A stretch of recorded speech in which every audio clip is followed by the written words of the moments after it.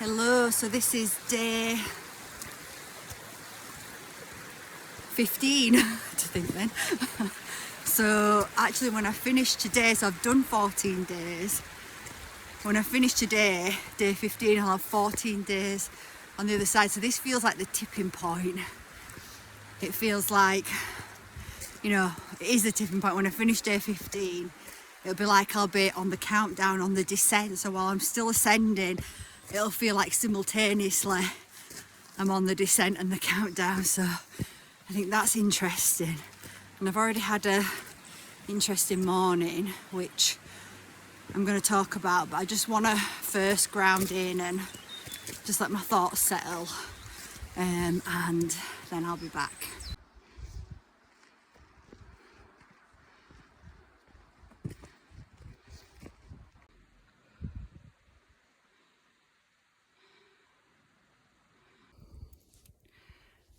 So as I was coming in today, driving out just a bit further past Gairloch, on the other side of the road I saw this, what looked like a dead pheasant, but it looked like it had obviously been run over. But as I drove past it, I thought, well, is it actually dead? Because it could just be paralysed, right, and just stuck in the road. So I turned round and got out and went to look at it, because I've experienced this before. In December, when I was coming back from an event in England, and it was dark, and I all of a sudden my sat nav changed, and the time went up, and I didn't realise at the time, but I was being rerouted, and it was taking me back into Gairloch through Altby direction and Poole U, rather than the direction I would normally come in. And as I was coming around a corner, which I now know to be Altby, which I didn't realise at the time, my headlights spotted this, what looked like a black cat. So I turned around and pulled out, and it was pitch black.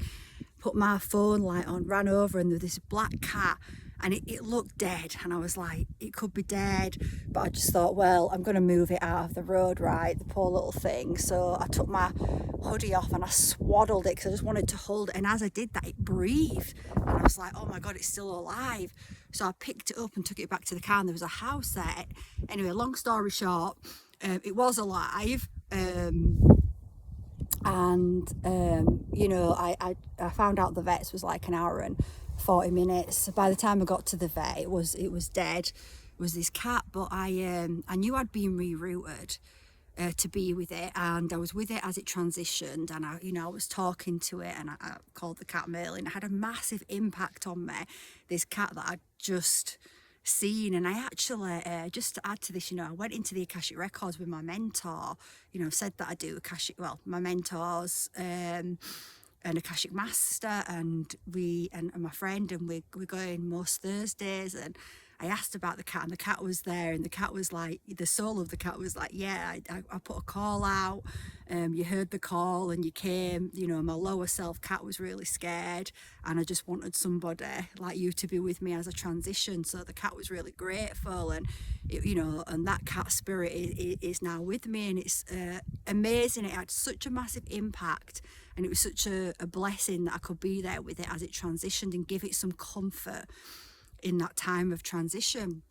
So that's why I went back, right? Because I was like, what if this, I kind of knew it probably wasn't, I wasn't going to be taking it to the vet, it wasn't going to be surviving, but I thought if it's still alive, I can at least be with it as it transitions. So anyway, it was warm, but I do think it had already transitioned, but sometimes it's really hard to tell. So I just put it onto the side and just stayed with it a little bit, just to make sure.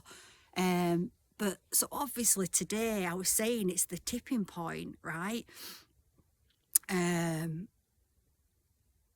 15, the tipping point. And actually tomorrow, and death was obviously coming in with the pheasant, and then reminded me of Merlin, and tomorrow's actually my birthday.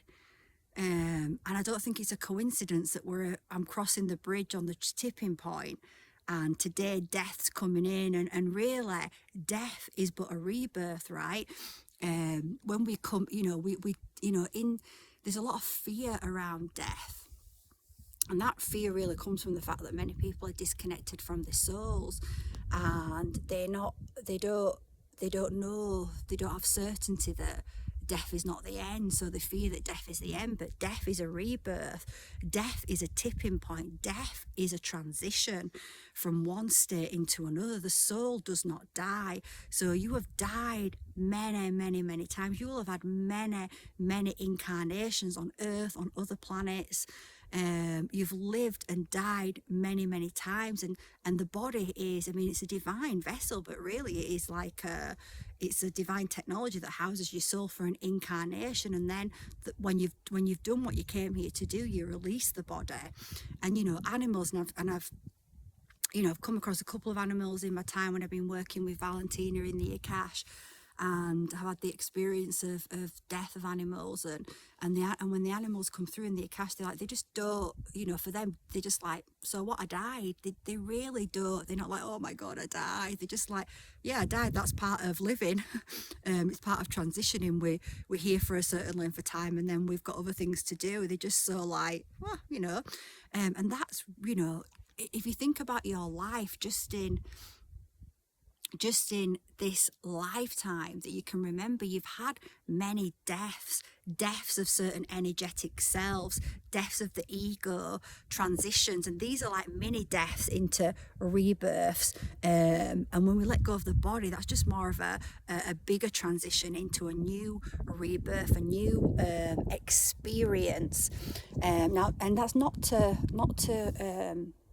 belittle like the pain that is felt when we lose somebody that we love, be that an animal or a person, because obviously it is still painful when we've had that person there with us physically, and but the truth is, we can keep that higher perspective when we really know in the soul that death is not the end, and that doesn't mean that we can no longer have contact with them. We can. It just changes how we have contact with them, and we move into an. Often when people die in your life, it can open you. It can actually break you open, awaken you to your own soul and spirit more, as you start to create a relationship with them in a different way. I know that's happened for one of my friends who I've talked about before, who's experienced a lot of loss recently, and yes, it's been painful, but on the other side of it, it's really connected her more to her own soul and opened up her spiritually more. And she knows that the person that she's lost recently is still communicating with her, and one day she'll be able to see that person again, so I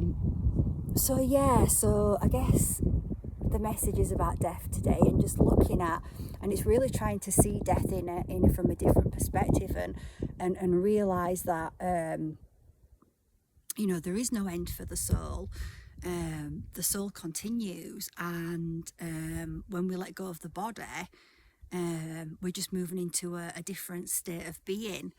And often people will when they die in our lives, it's teaching us a lesson as well. Like if you think about, again, go back to the cat Merlin, I didn't even know Merlin, and I knew Merlin then for like over an hour, but it had such a huge impact on me, opened me up in new ways, and it really left a mark on me, and I'm so grateful, even though it was heartbreaking to think of the cat on the side of the road scared. It's heartbreaking to think of these things. You don't want that for anybody, but it is just a part of life. And I knew the cat was fine now, the soul was happy, but it had such a big impact on me. It was such a honor for me to be able to be there for it, and to be able to be in service to the cat, to be able to do that for the cat. I was so grateful that my soul heard the call and that my team rerouted me. So anyway, I'm going to leave it there, because obviously, let's see what else comes through about death. But in our lives, if we start to see that death is happening all the time anyway, but death is a rebirth. It's actually a birth into something new. We have to let go of the old in order to make space for the new to come in. If let's say we're in a relationship and it's not good and we don't like it, and we just think, oh God, I really want to have a loving, supportive, intimate relationship, well, that's not going to come in if you keep hold of that old relationship. Unlikely.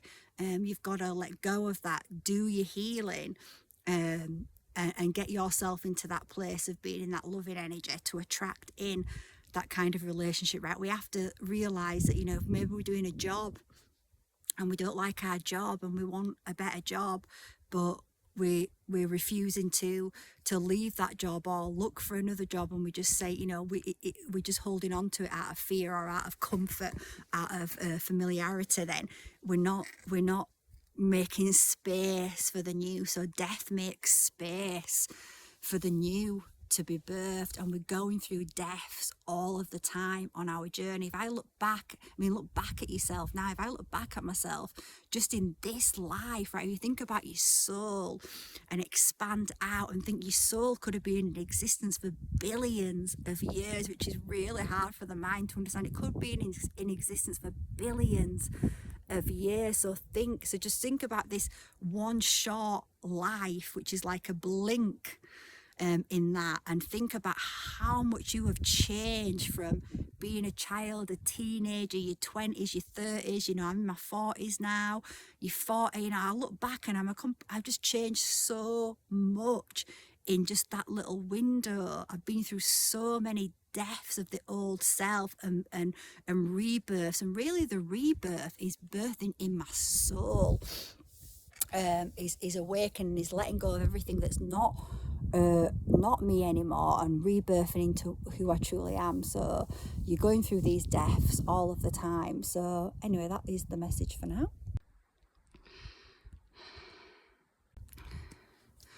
So just as I was contemplating the message of death, you know, I was thinking, like, you know, right now, I've mentioned this in one of my early videos, I think it was day 12, actually it's not released yet, it'll be released today, that, you know, we're going through an ascension.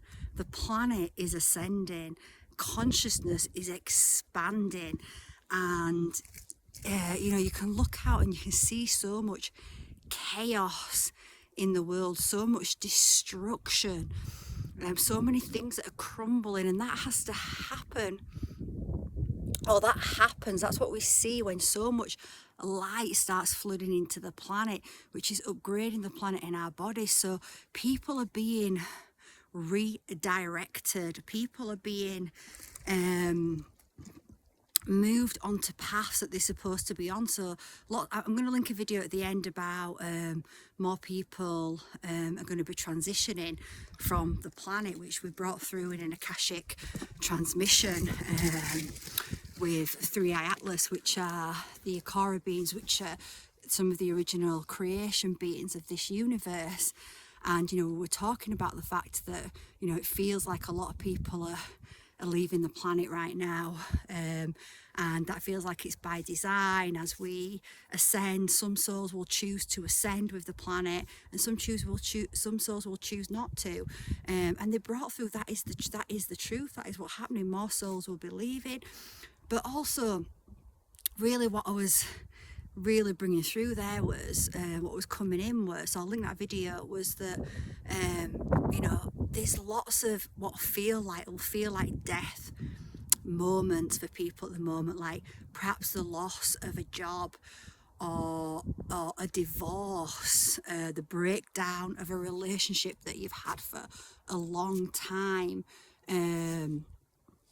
because people are being rerouted onto their higher timelines, and things that are these old energies that keep people stuck in lower consciousness, which would block you from ascending and expanding and moving with the earth, are being taken out of people's lives right now. You're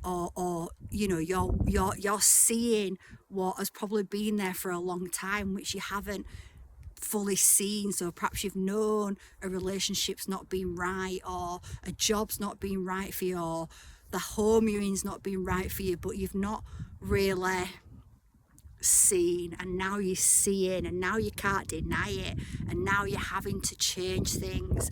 Things are changing for you. Lots of people are experiencing endings right now, in order to rebirth into new beginnings, in order to move on to a higher timeline, onto their ascended timeline, to continue to expand with the planet. So I think that was the message as well that was coming through in terms of the death. You know, it's not really the death message, like I said, the death message, it can literally be about death when we are talking about that is part of death, but a lot of it as well is about, like I said earlier, it's really about the deaths we go through in this. It's really about those endings that we go through, the death of something that we have been journeying with for a long time. You know, it feels like a death, right? If you've been married for a long time, you know, I haven't been married, but I've been in long-term relationships, you know what I mean? If you've been married for a long time, in a long-time relationship, at a job for a long time, lived at the same place for a long time, then when that ends, that can be really painful and scary, because you build your life upon it. Everything, your beliefs, is built around it, and when that crumbles, it can feel really scary. But that crumbles so that the new can emerge, and you're already going to find that the new has already been formulating inside of you. You know, it's like the caterpillar.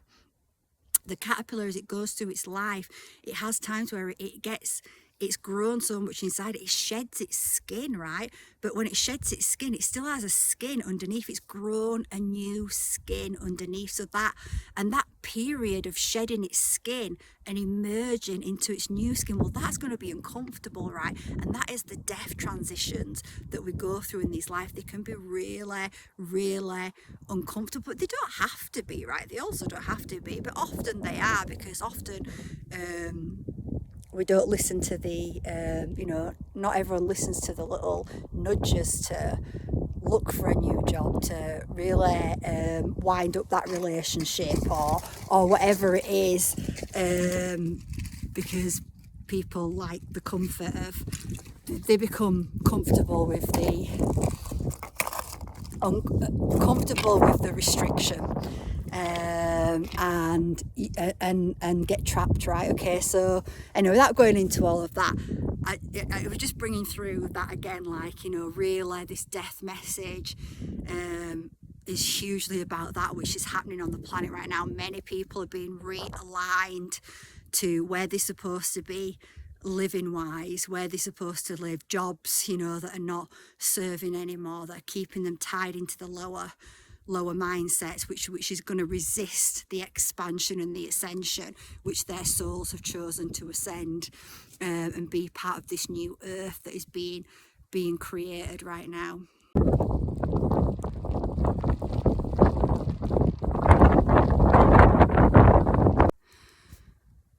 So I just had to add this, because you might be able to see through my synchronicities your own, and how the universe is always speaking to you, mirroring to you where you are in your life. So I was talking about the tipping point, and you know how it's no coincidence my birthday tomorrow, and I'm showing death today, and it's the transition, and you know, saying I'm in my 40s, and I was like, I'm 46 tomorrow.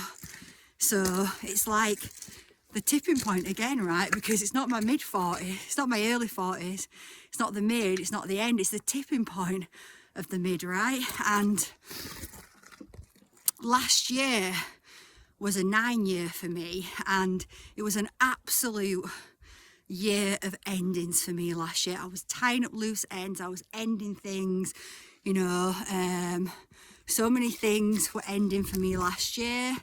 I was working through so much internally, and this year, as we've just tipped over the tipping point into, you know, it's the equinox, the start of the new year, the soul year, my birthday, and it's a one vibration, and that's all about new beginnings. And I've seen so many parallels with this timing in my life. So look at your life right now as well. Look at, pay attention to what is going on around you, because it is not random. There is a divine order. There is a blueprint, there is, these things are happening with purpose and meaning and intention. And when you can plug into them, you can feel supported by the universe more. I don't know, it just makes you smile when you see how you're flowing with the rhythms of the universe and how things are aligning. It can give you comfort. It can expand your consciousness. So I just felt like to add that little extra insight on there. Just to add quickly, when I said endings, I lived for 18 years in my home in Rastrick in West Yorkshire, and that's a 9, right? And I ended that cycle.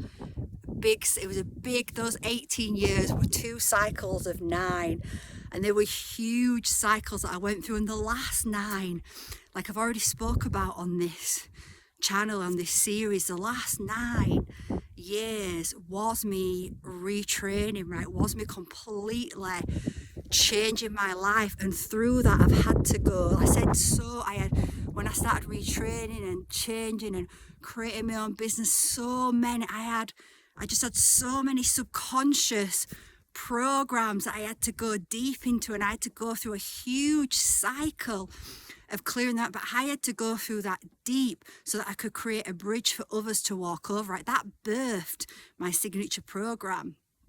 It birthed me onto my highest timeline. It connected me to the new earth frequencies. So I never stopped. I kept moving forward like the mountain goat. I kept moving forward, but I just wanted to bring that through. I just think it's great to see those, just contemplating, seeing those synchronicities. So again, look at your life, look at the cycles, look at the last 9 years. 9 is a cycle. And we can be going through a few of those cycles, right? So just look at the last 9 years and think about where you were 9 years ago, and think about where you are now, and look at what is being brought in as an ending in your life right now, and what is ready to be rebirthed, what is being called to you to rebirth. What is the tipping point?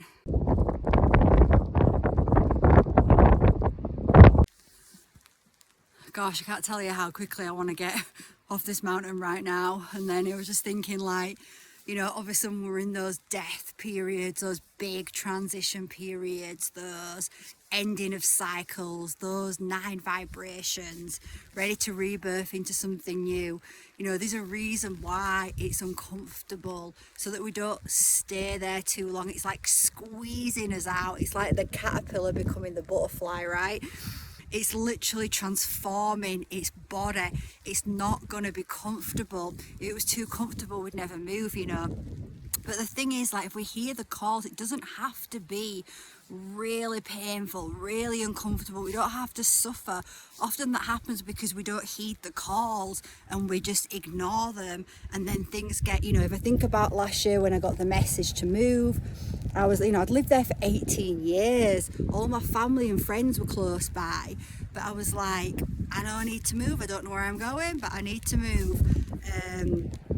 And I just did it. And I know if I hadn't have done it, I would have delayed my new beginning, my rebirth. I wouldn't have aligned with when I'm supposed to be going, when the energies are here supporting me in this rebirth. And I know things would have got really, really difficult for me there, because I wasn't supposed to stay there. I was supposed to move. So often those death periods can be really uncomfortable, and they'll get more and more uncomfortable, really trying to nudge us to move and do what we're being called to move. So that was just a little extra message that wanted to come through. So to add, doesn't have to get that way, right? Doesn't have to get so uncomfortable. If we start to, the more we heal and awaken, I heard the call last year, and I've been doing a lot of healing, a lot of awakening, so I didn't question it, right? I didn't go into doubt and fear. Just like when I left my job, I didn't go into doubt and fear. I just knew I had to do it. I knew it was a journey I had to go on, and I followed it. and I'm so glad that I did. If I didn't, it would have got worse and worse for me there until I was forced to do it, until I just couldn't handle it anymore, right? So it doesn't have to be that way, and we're moving into a time where these energies are really supporting those that have courage, those that are brave, those that take those steps. You're really going to be supported like never before. You know, it has been, you know, we have that saying, like, what you give out, you get back 1,000-fold. But the truth is, that's not been the environment that we've lived in. We've lived in an inverted matrix. So you could have been giving, kindness, generosity, love, but just receiving lack back in return. So it can feel like these sayings when people say, you just give out and you'll get it back 10 times. You can be like, really? Because that's not my experience, because we've been living in an inverted matrix where it's been the opposite, where those that have been giving really out the, you know, the darkness, the hate, the destruction, that kind of stuff has really been growing. But that has been dismantled. That inverted matrix is being dismantled, and now we are moving into times where all of that goodness that you've been putting out there and accruing and creating has been creating this huge momentum. So as soon as you start taking those steps to follow your heart, you're going to see that you're going to be accelerated a lot faster than it was for me, right? When I was doing that work, I was working through the inverted matrix, but that was my path, that was my blueprint. I was meant to do that. To create the bridge so that other people can walk over the bridge easier, can have that momentum with them, and there were other people like me doing that work as well. So that was just another message that I wanted to come through. So it doesn't have to be difficult anymore. It doesn't have to be so much suffering. If we just really choose to heed those calls and go on those journeys. So that's the end of day 15, the tipping day, and I really feel like today is in honour of past pets, past animals. You know, the animals really brought today's message in, and animals do sometimes take a hit for humans to bring through a message as well. So respect to that beautiful pheasant for bringing in the message today. You know, it just made me think about all the other animals that have been part of my life. You know, my first cat, Magic, when I was 6, she was amazing, and you know, I should have known then, right, I named her Magic, that Magic would be a huge part of my life. You know, everything about this world is magic. Light, magic, healing, awakening, transformation. It's all light magic, and when you align with that light, with source, with intentions, that when you're seeding things that you do with the intention of love, respect, honor, growth, you know, these things are going to start thriving. Like I said, we're moving out of the inverted matrix where the opposite was true, and into the organic matrix where things like integrity, radical responsibility, love, kindness, these kind of things are what are going to change, where we're going to thrive, basically. So Magic was such an amazing guide and companion for me as a child.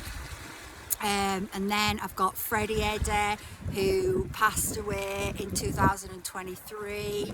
I've still got his sister Minnie Moo, and you know, Freddie was absolutely an amazing cat. And I have spoke to him in the Akash as well. You know, his death was a little bit surprising for me, and I felt all this guilt, like, could I have done more? And when I was talking to him in the Akash, he was like, I don't know what your problem is, I died. Right? It was my time. And then I had Shadow. Shadow was a stray cat that pushed her way into my life, and Shadow really taught me about a shadow that I had around loving freely. And I go into this in my Reconnect, actually, because Shadow came in with a message. Amazing cat. And then I've now got my cats Minnie, who I've had with Freddie's sister, and Phoenix, who came to me through a friend who needed a rehome. And each day our animals, they are teachers for us, they are guides, they are companions, they are anyone that's got an animal knows this, and they also mirror aspects of us as well. So they really do help us to see things within, see our own shadows that need healing. Like I said, shadow really mirrored to me that I had a shadow again around loving freely. When shadow turned up and used to jump in my bedroom window when I'd leave it open, because I had a bit of an extension so it could get up, and I'd see it coming down. It was a black cat coming down the steps and sneaking into the kitchen to have food, but I'd see it mostly, but I'd let it get food anyway. Then I'd be like, no, you can't stay, you need to go. I didn't know it was a stray originally. It did have a collar, but it was really scruffy, and I started to think, oh, I don't think this cat's got anyone, I think it's been abandoned. So I put messages on its collar, heard nothing. It took me so long to finally let that cat in, because I was like saying all these things like, I can't afford to have another cat, like I've got 2 cats, like how are they gonna, you know, just all this stuff I just couldn't love freely. And eventually I was like, come in, and you know, she needed work on her teeth, and you know, and she was just she was such an amazing cat, and she brought so much joy into mine and my niece's life. Cassidy, who was living with me at the time. So yeah, so this is so maybe light a candle for your cats today that have passed. Just remember them, just, you know, give the animals that you've got in your life an extra bit of love and attention. So yeah, so day 15 is for the animals.